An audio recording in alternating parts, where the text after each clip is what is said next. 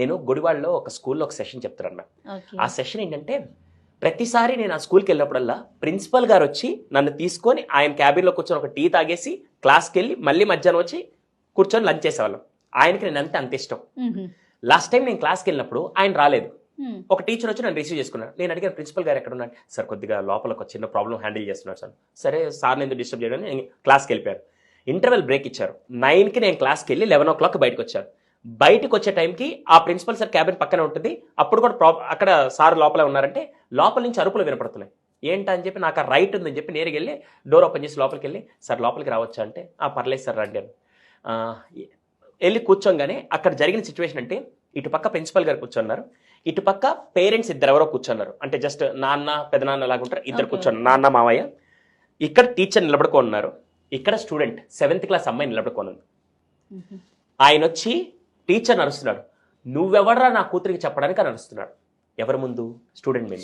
యాక్చువల్గా అక్కడ జరిగిందంటే ఈ పాప క్లాస్లో వినకుండా ఏకాగ్రత పెట్టకుండా ఏదో చేస్తూ ఉంటే అమ్మ నువ్వు ఇలా చేస్తే రేపు ఎలా నీ భవిష్యత్తు కొద్దిగా అర్థం చేసుకోవాలి కదా, రేపు మళ్ళీ నిన్ను ఇంట్లో కూర్చోబెట్టి ఇంటి పనులు చేపిస్తుంటది, నీకు మంచిదేనా అని చెప్పి ఒక తండ్రి చెప్పే బాధ్యత తీసుకొని ఆయన చెప్పాడు. అవునా? ఈ పాప దాన్ని ఇంటికి తీసుకెళ్లి ఒక మసాలా బూస్ చికెన్ బిర్యానీ వండిందేమో మనకు తెలియదు, కానీ మొత్తం చెప్పేసరికి వీళ్ళు వచ్చి ఇన్ని నిలబెట్టి క్వశ్చన్ చేస్తుంటే రేపటి రోజున ఈ టీచర్ నడిచెళ్తుంటే ఆ పాప అక్కడి నుంచి ఏం చేస్తుంది? ఏనే మా నాన్న వచ్చి కింద మీద కడిగేశారంటే ఆ పాప జీవితం నాశనం చేసింది ఎవరు? పేరెంట్సే కదండి. నిర్మమాటంగా ఈ రోజు నుంచి గుర్తుపెట్టుకోండి, ఒక టీచర్ని పాయింట్అవుట్ చేస్తున్నారంటే మీ పిల్లల ఎదుగుదలని మీరే క్వశ్చన్ చేస్తున్నట్టు. ఎవ్వరూ కావాలని తప్పు చేయరు. ఎక్కడో 1000లోనో 1,00,000లోనో కోట్లోనో ఒక్క టీచర్ తప్పు చేస్తే అది అందరినీ తీసుకెళ్లి పాయింట్అవుట్ చేయకూడదు. ఇక్కడ వీళ్ళు ఏం ఫీల్ అవుతారంటే మేము జీతాలు ఇస్తున్నాం కదా, మేము డబ్బులు ఫీజులు కడుతున్నాం, వాళ్ళు జీతాలు తీసుకొని పనిచేస్తున్నారు. జీతాలు తీసుకొని పనిచేయాలంటే చాలా ఉద్యోగాలు చేయొచ్చు, కానీ మనలాంటి జీవితాలు మార్చే పని చేయాలంటే ఒక టీచర్ మాత్రమే చేయగలుగుతారు. 100% అండి. అందుకని అటువంటి టీచర్స్ని మనం కాపాడుకోవాలి. దయచేసి ఈసారి ఎప్పుడైనా పొరపాటున ఏదైనా జరిగి మీ కిడ్ ఎవరైనా వచ్చి చెప్పారంటే వెంటనే రియాక్ట్ అవ్వకుండా నేరుగా తీసుకెళ్ళి సార్ ప్రిన్సిపల్ గారు ఇఫ్ యూ డోంట్ మైండ్ ఒకసారి ఆ టీచర్ మొన్న ఏదో అన్నారంటే అది నిజమా కాదో ఒకసారి చెప్తే ఒకవేళ ఏదైనా పొరపాటు నా సైడ్ అని సర్దిద్దుకుంటాను, లేకపోతే సార్ ఎందుకు అన్నారు ఒకసారి తెలుసుకోండి సార్ అని చెప్పి అడగడం వేరు, నువ్వెవడరా అని క్వశ్చన్ చేయడం వేరు. నేను ఆ రోజు వెళ్ళంగానే ఫస్ట్ ఒకటే మాట అన్నాను, sir if you don't mind నేను ఆ సిచ్యువేషన్ హ్యాండిల్ చేయొచ్చు అన్నాడు.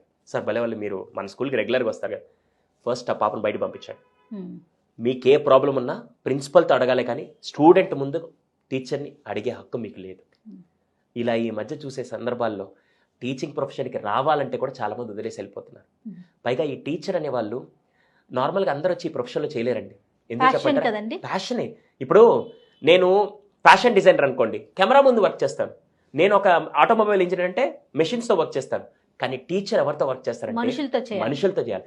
మనుషులతో పనిచేయాలంటే ఎనర్జీ కావాలి, మనుషులతో పనిచేయాలంటే ప్యాషన్ కావాలి. మెషిన్స్తో పనిచేయాలంటే ఏం అవసరం లేదు. నేను ఏడ్చినది పట్టించుకోదు, నేను నవ్వినది పట్టించుకోదు. సో ఇది చాలా చాలా ఇంపార్టెంట్ అండి. సో దయచేసి ఈరోజు సుమన్ టీవీ ద్వారా ఈ మెసేజ్ని అందరికీ షేర్ చేయాలనుకున్నాను. మీరు మంచి టాపిక్ రైస్ చేశారు, గూగుల్ వర్సెస్ గురువు. ఈరోజు చాలా మంది అరే గూగుల్ని అడగరా అంటారు. గూగుల్ని అడగడం కాదు, ఫస్ట్ గురువుని అడుగు. గురువు తెలియకపోతే గూగుల్కి వెళ్ళని చెప్పి తల్లిదండ్రులు గైడ్ చేయాలి. లేకుంటే ఏడొచ్చి మళ్ళీ సార్ అంతా ఇక్కడ ఉంది సార్ మీరు ఎందుకు అని చెప్పే విధంగా ఎప్పుడు మాట్లాడకూడదు. పైగా ఎప్పుడైనా టీచర్ ఏదన్నా అన్నారని లేకుంటే వాళ్ళ స్కూల్లో ఏదైనా జరిగిందని చెప్తే మీరెళ్ళి దయచేసి టీచర్ని క్వశ్చన్ చేశారంటే మీ పిల్లల భవిష్యత్తుని మీరే క్వశ్చన్ చేసినట్టు. అంతే.